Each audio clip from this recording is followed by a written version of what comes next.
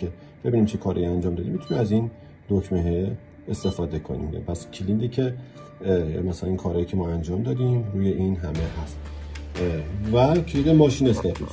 در مورد دستگاه‌های 110 اینا روش نوشته، یعنی نوشته اینجا ماشین استاتوس، ولی اینجا چیزی ننوشته.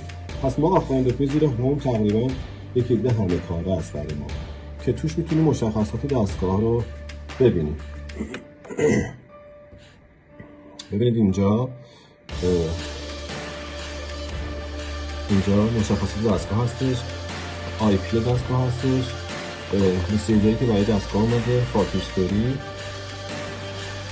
ارورایی که دستگاه داده، هیستوری ارورایی که داده و سافتار رو میتونیم اینجا ببینیم که چه اوردرهایی برای کانال‌هایی وجود داره، مثلا موردش 15-13 یا اینکه میتونیم بفهمیم که این دستگاه چه مقدار عدد کار کرده، از یه گرین اینفورمیشنش میتونیم مقدار کار کرده این دستگاه رو متوجه بشیم.